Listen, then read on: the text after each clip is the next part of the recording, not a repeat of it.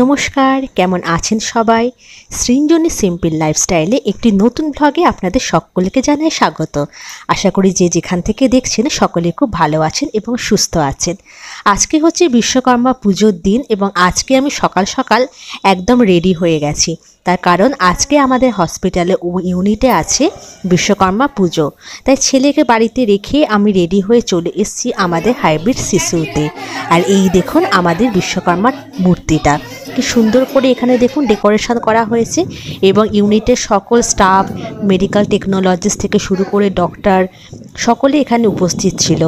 আমারই একটু আসতে লেট হয়ে গেছিলো, তাই জন্য পুজোর ঠিক সময়টায় আমি থাকতে পারিনি। আসলে ছেলেকে রেডি করে তাকে খাইয়ে দাইয়ে আমাকে আসতে হয়েছিল। আর এখানে অনেকে বসে আছেন, যেমন নমিতা দি, রিঙ্কু, আমার জুনিয়র বোন জুলেখা, মৌমিতা, তনুশ্রীদি, মনীষা, বাকি সমস্ত ডক্টররাও এখানে উপস্থিত ছিল। আসল সময়টাই আমি একেবারে মিস করে গেছিলাম। আর এই দেখুন এখানকার ডেকোরেশন, খুব সামান্য জিনিস দিয়ে আমাদের স্টোর রুমে খুব সুন্দর করে ডেকোরেশন করেছিল সকলে।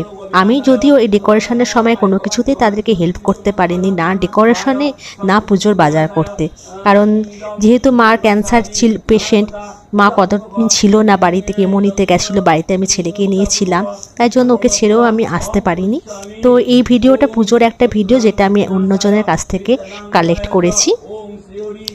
তো এই মুহূর্তে পুজো হচ্ছে, পুজো করেছিল আমাদের মেল স্টাফ সোমনাথ তার বাবা। আর শুধুমাত্র তাই নয়, একটা খাওয়া দাওয়ারও কিন্তু আয়োজন করা হয়েছিল। সেই খাওয়া দাওয়ার মধ্যে ছিল খিচুড়ি, বেগুনি, আলুর দম, চাটনি, পাঁপড়, পায়েস, মিষ্টি, সব কিছু। আর এখানে এই সময় দেখুন আমাদের যেসব স্টুডেন্টরা আছে তারা হচ্ছে এখন খাওয়া দাওয়া করছে। এগুলো হচ্ছে বিএসসি স্টুডেন্ট, ইন্টার্ন স্টুডেন্ট, তারা হচ্ছে এখন খাওয়া দাওয়া করছে। আর আমার ছিল সেদিনকে ইভিনিং ডিউটি, তাই আমি 11:30টাতে চলে গিয়েছিলাম। 11:30 থেকে রাত্রি 8টা অবধি প্রায় ছিলাম, ডিউটি কমপ্লিট করে এসেছি। তো সন্ধেবেলা যেহেতু ঠাকুর আছে সেহেতু তো সন্ধে একটু দিতেই হবে, তো আমি একটা টাইমে গিয়ে একটুখানি সন্ধে দিয়ে এসেছিলাম।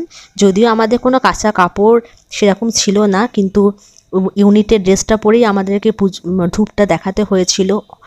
তো কিছু তো করার নেই, ভগবান সব জানেন যে আমরা কীরকমভাবে এখানে পুজোটা করেছি।